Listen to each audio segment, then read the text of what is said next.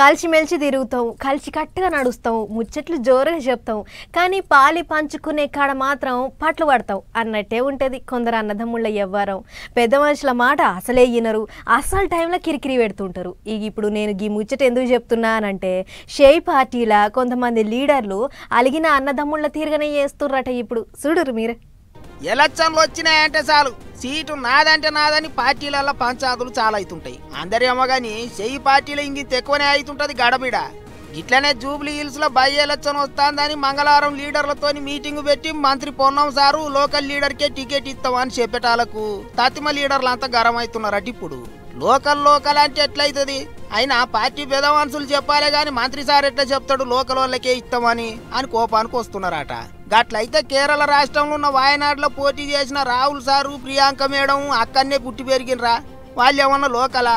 మరి అక్కలేని రూల్ ఇక్కడెందుకు అన్నట్టు గరం అవుతుండ్రు షేయ్ పార్టీలో ఉన్న ఫిరోజ్ ఖాన్ అసొట్టి లీడర్లు. ఇంకో దిక్కు తెలంగాణ షేయ్ పార్టీ వ్యవహారం అంతా చూసే Meenakshi madam, CM Revanth sir, PCC chief Mahesh అన్న గిట్ల పెద్ద మనుషులు అంతా కూర్చొని మాట ముచ్చట్లు చేసుకుండ్రు.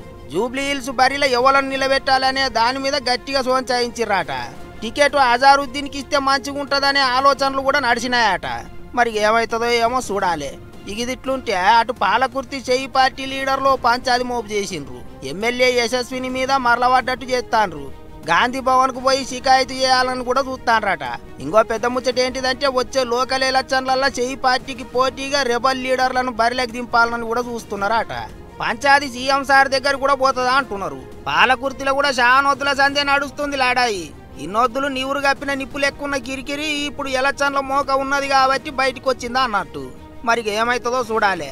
కానీ ఎలక్షన్లు అనగానే షేయ్ పార్టీలో మళ్ళా కుటకుట చాలా అయింది కదా అనుకుంటారు ఇప్పుడు అందరూ.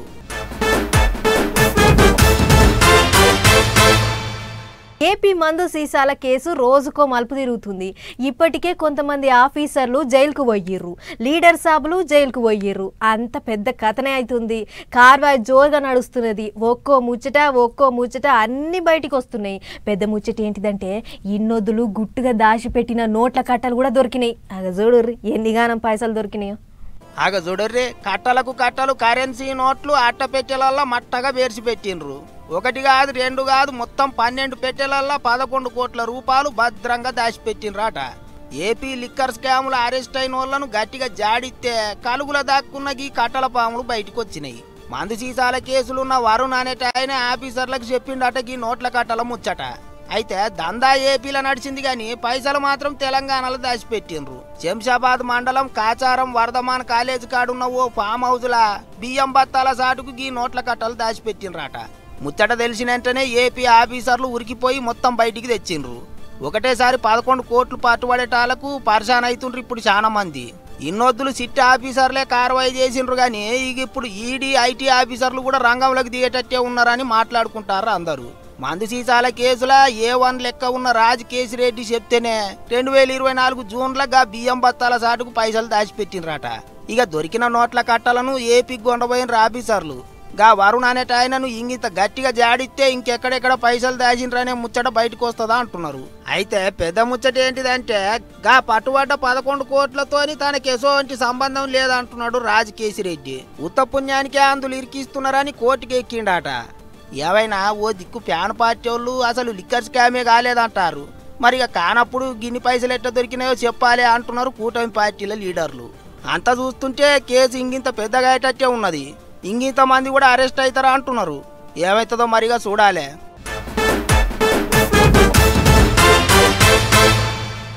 ఒకప్పుడు బళ్ళల సౌలతులు లేకున్నా పొల్లగాండ్లు ఉన్న దాంట్లో మసులుకునేటోళ్ళు.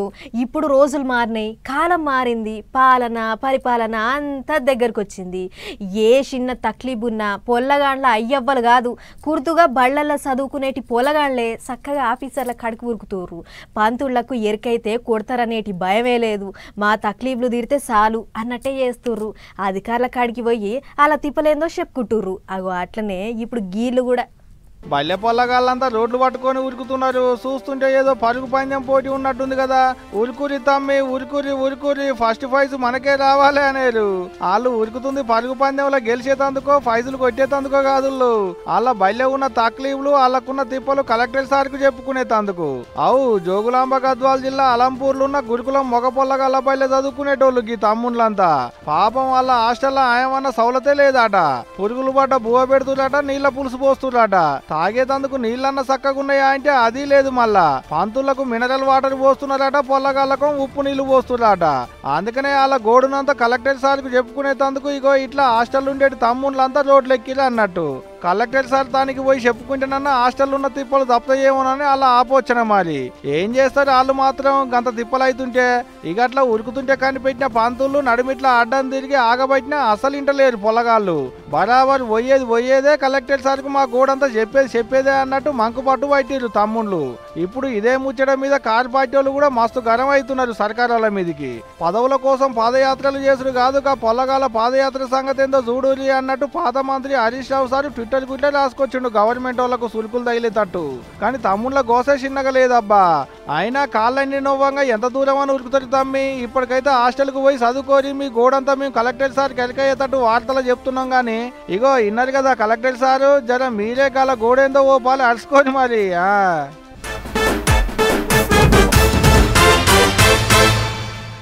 ఎద్దేడిచిన వ్యవసము రైతేడిచిన రాజ్యం బాగుపడదంటుంటారు. ఇది నేనంటున్న మాట కాదు, వెనకట్టి సందొస్తున్న సామెత.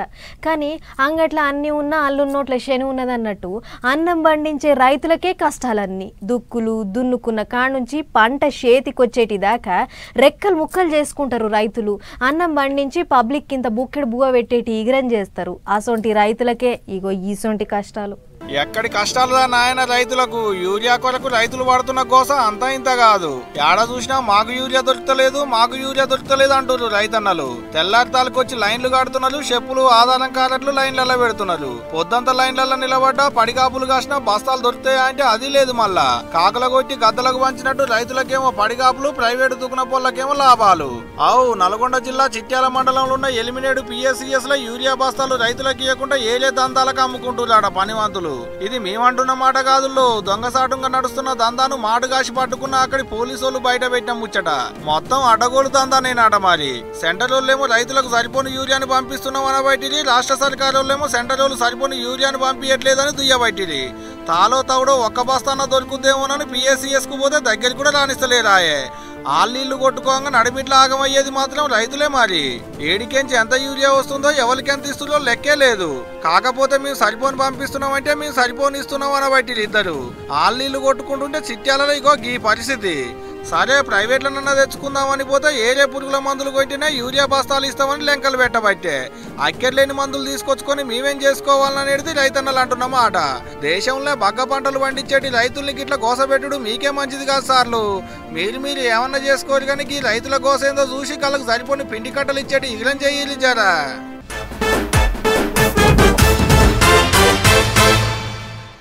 ఈ భూమి మీద వాన ఎప్పుడు వస్తుంది, ఏడ పిడుగులు పడతాయి, ఎప్పుడు ఉరుముతుంది అనే ముచ్చట్లన్నీ కొద్దిగా అటు ఇటుగా చెప్పుకోగలుగుతున్నాం. కానీ అదే భూకంపాలు, సునామీలు అసొంటి ఎప్పుడు వస్తాయి అనేది ఇప్పటికీ చెప్పలేకపోతున్నాం. అందుకే అచానక్లో వచ్చే భూకంపాలు జయంగా చాలా మంది జీవిడిచిర్రు.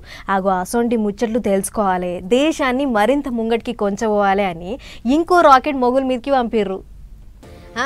దేశం మొత్తం కళ్ళు పెద్ద వేసుకొని ఎప్పుడెప్పుడా అని ఎదురు చూసిన GSLV F-16 Nisar rocket Sriharikota Satish Dhawan space centre కెంచి పొగలు కక్కుకుంటా మొగుల మీదకి పోయింది.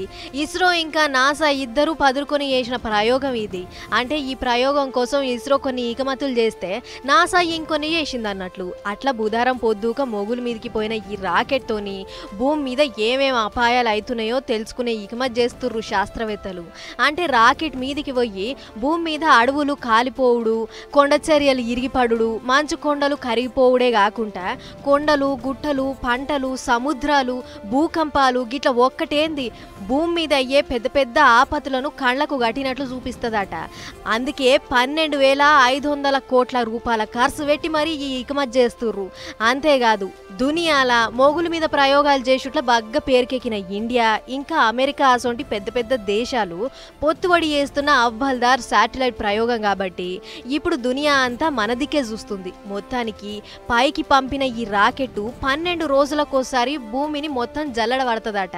ఆ సమాచారం అంతా దాచిపెట్టి శాస్త్రవేత్తలకు అందిస్తుంది. అందుకే ఇంత గొప్ప ప్రయోగం చేస్తున్నాం, తప్పకుండా సక్సెస్ కావాలి అని చెప్పి ఇస్రో పెద్ద నారాయణ సారు ఇంకా వాళ్ళ టీము సూలూరుపేటలున్న శంగాలమ్మ గుడికి పోయి దర్శనం చేసుకుర్రు.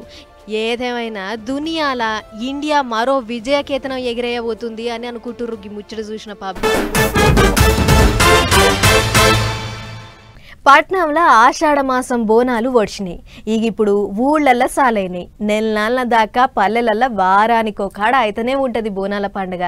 ఆడపిల్లలు ఇంటికి వస్తారు, ఊరి ముత్యాలమ్మకు బోనాలు పెడతారు. అల్లున్ని బిడ్డన్ని పిలుచుకొని యాటలు కోసుడు జోరైతుంటాయి ఊళ్ళల్లో సంబరాలుగా. రాష్ట్రం అంతా బోనాలు పెట్టుకుంటే శ్రావణ మాసంలో ఈ ఊళ్ళో మాత్రం ఇచ్చంతరమైన పండుగ జరుపుకుంటుర్రు. సుద్దం పారి పచ్చని అడవి నిండా చెట్ల నడమ గూడాలు. గా గూడాలలో ఉండేటి పోరల సంబరాలు చూడలే ఎట్లున్నాయో. కాళ్ళు కింద పెట్టేదే లేదు, కట్టెలే కాళ్ళైనాయి. ఎడిపోయినా గా కట్టెల మీదంగా నడుచుకుంటూ పోవుడే. ఆదిలాబాద్ జిల్లాలో ఉన్న అడవి బిడ్డల ఆచారం ఇది. ఇదాళ్లకు కొత్త ఏం కాదు, ఏండ్ల కమానంకేం చూస్తున్నదే. ఆషాఢ మాసం ఒడిసిపోయినాక శ్రావణ మాసం మొత్తం గిట్ట నడుస్తారు గూడాలలో ఉండేటి పొల్లగాళ్ళు. ఈ ఆచారాన్ని కొడంగు పండగ అంటారు అక్కడ వాళ్ళు. కొడంగు అంటే గోండు భాషలో గుర్రం అని అర్థం. 17 శ్రావణ మాసంలో వచ్చేటి తొలి అమాసకేంచి సురువు చేసి గా మాసం అంతా ఇట్టనే కట్టెల మీద నడుస్తారు. పండుగ సురువు చేసేటందుకంటే ముందుగాల అడవిలకేంచి ఎరడి బొంగులు మోదుగు పూలు మొరం పట్టుకొచ్చి గావిడితో నైవేద్యం పెడతారు. అప్పటి సంది మాసం అయిపోయేది దానిక నెలల పాటు గూడాలలో ఉండేటి పోరలంతా గిట్ల ఎరడి బొంగుల మీదనే నడుస్తారు అన్నట్టు. ఇంట్లోకేంచి బయటికి రావాలన్నా బయటకు పోవాలన్నా ఈ కట్టెల మీద నడవాల్సిందే. కాళ్ళ కింద పెట్టేది లేదు, కట్టెలు లేకుండా బయటకు వచ్చేది లేదు.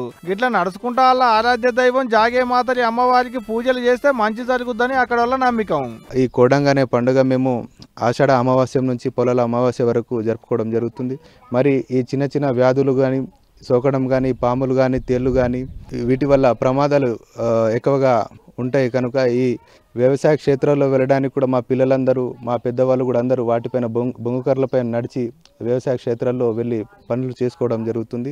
గిట్లా నెలల పాటు పూజలు చేసి పొలాల అమావాస్య నాడు ఇండొద్దులు నడిచిన ఎరడి బొంగుల్ని మోదుగాకుల్ని అడవిలో పూజలు చేసినాక గావిటిని అక్కడనే అడవిలో ఇడిచిపెట్టి వస్తారు. గిట్లా చేసుడు ఇప్పటి సందొస్తున్న ఆచారం కాదట, తాతల ముత్తాతల కాలం కాంచి వస్తున్న ఆచారం అంటున్నారు అక్కడ వాళ్ళు.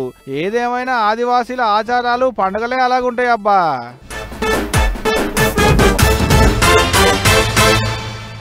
గా మొన్న మా బజార్ దిక్కు అదేదో ఆయుర్వేద మందులని అమ్ముకుంటా కొందరు బండ్లు వేసుకొని వచ్చిర్రు. చౌరస్తా మీద బండి పెట్టి రండి సార్ రండి మేడం, మీ ఒంట్లో ఏసొంటి నొప్పులున్నా మా మందు వాడి చూడుర్రి, నిమిషాల్లో తక్కువ కాకపోతే మీ పైసలు వాపస్ ఇస్తాం, మాది గ్యారంటీ అని ఊదర కొడుతుంటే అది నిజమని నమ్మి చాలా మంది కొనుక్కపోయిర్రు. మరి దాంతో ఏ నొప్పి తగ్గిందో ఏం పాడో గాని చాలా దిక్కుల్లా నకిలీ మందులే అమ్ముతుర్రట. పోలీసుల ముంగట పొట్లాలు డబ్బాలు అవుపడుతున్నాయి చూడుర్రి, ఇవే ఆయుర్వేద మందులు.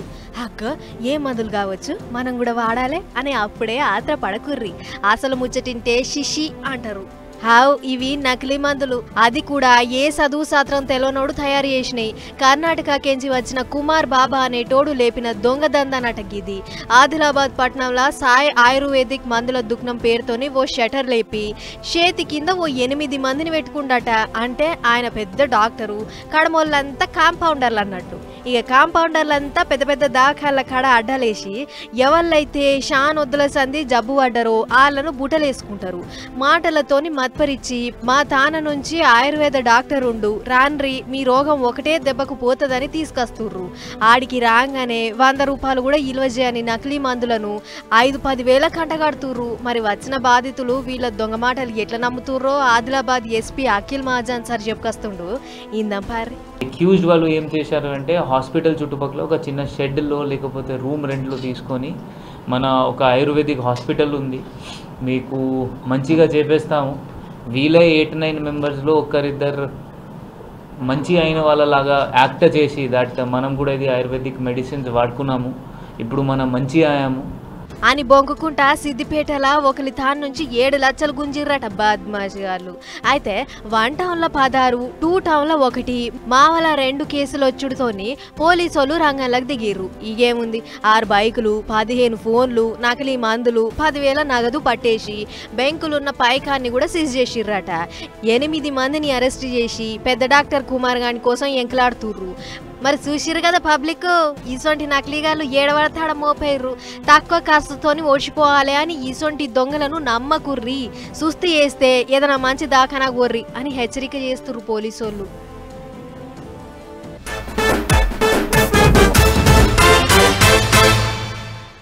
ఎంత చేసినా కూటికే, ఎంత ఉన్నా కాటికే. గీంత ముచ్చట తెలియక ఏమేమో తాకట్లు పడుతుంటారు చాలా మంది. ప్రకృతికి లోబడి బతకాలి, ప్రకృతిని కాపాడుకోవాలి అని చెప్తుంటే అస్సలు ఇంటలేరు. కూసున్న కొమ్మని నరికేసుకున్నట్టు రోజుకింత ప్రకృతిని నాశనం చేస్తుర్రు. సముద్రాలను కూడా కలుషితం చేస్తుర్రు. అందుకే కావచ్చు ఎప్పటికప్పుడు మనుషులను లెక్క చెల్లిస్తున్నది ప్రకృతి. ఇక చూడురు ఏమైందో. గా నడుమ జపాన్ దేశంలో వస్తాంది అన్నారు కానీ రాయలేదు. కానీ అటు ఇటు తిరిగి రష్యా దేశంలో వచ్చింది భూకంపం. గా భూకంపం చేయబట్టి సునామీ కూడా వస్తుందని చెప్పేటాలకు పబ్లిక్ ఎటోళ్ళటు బండ్లు వేసుకొని బాట పట్టిండ్రు. బతికుంటే బలసాకు తిని బతకొచ్చని పబ్లిక్ సముద్రం నుంచి దూరం వెళ్ళిపోయినరు. ఇక స్కేల్ పట్టి కొలిస్తే భూకంపం పవరు 8.8 చూపించిందట. అంటే చాలా పెద్ద భూకంపమే అంటున్నారు. గదేదో కామ్చాట్కా ద్వీపం అట అక్కడ వచ్చింది. అయితే వచ్చింది రష్యా దేశంలోనే గాని దాని దెబ్బ జపాను, అమెరికా దేశాలకు కూడా దాకిందట. అందుకే అటు దిక్కు పబ్లిక్ ను ముందుగానే సముద్రానికి దూరంగా పోవాలని హెచ్చరికలు చేసిండ్రు. జపాన్ దేశంలో ఏం తక్కువ 9 లక్షల మందిని సముద్రం నుంచి దూరంగా తోలుకపోయినరట. ఊర్లే ఖాళీ చేయించిండ్రట. అటు చైనాకు కూడా సునామీ దెబ్బ తలిగేటట్టే ఉన్నదా అన్నారు. ఇక మనకేమన్నా కతరా ఉన్నదా ఎట్లనో అని చాలా మంది బుగులు పట్టిర్రు గాని అసొంటి భయం ఏం లేదని ముందుగానే చెప్పేసిండ్రు. అందుకే మనోళ్ళు నిమ్మలంగా ఉన్నారు. భూకంపం దెబ్బకు రష్యాల సముద్రం నీళ్లు 4-5 మీటర్ల ఎత్తుకు ఎగిరి పడుతున్నాయట. అలలు ముంగటికొచ్చి కొన్ని జాగలు మునిగిపోయినాయి. భూకంపం దెబ్బకు ఇండ్లల్ల సామాన్లన్నీ కింద పడ్డాయి, బిల్డింగులు కూలిపడ్డాయి, ఒడ్డుకు పెద్ద పెద్ద చేపలు కొట్టుకొచ్చినాయి. అంతా ఆగమాగమైంది. పబ్లిక్ అంతా పైలంగా ఉండాలి అన్నట్టు చెప్పిండ్రు 4 దేశాల సర్కారు వాళ్ళు. ఇక 2011లో వచ్చిందంటే మళ్ళా ఇన్నొద్దులకు గంత పెద్ద భూకంపం వచ్చిందట. ఏం భూకంపాలు ఏం సునామీలో గాని మనుషులు చేస్తున్న తప్పులకు ప్రకృతి గట్టిగానే ఆరుచుకుంటాంది అనుకుంటారు ఇప్పుడు చాలా మంది.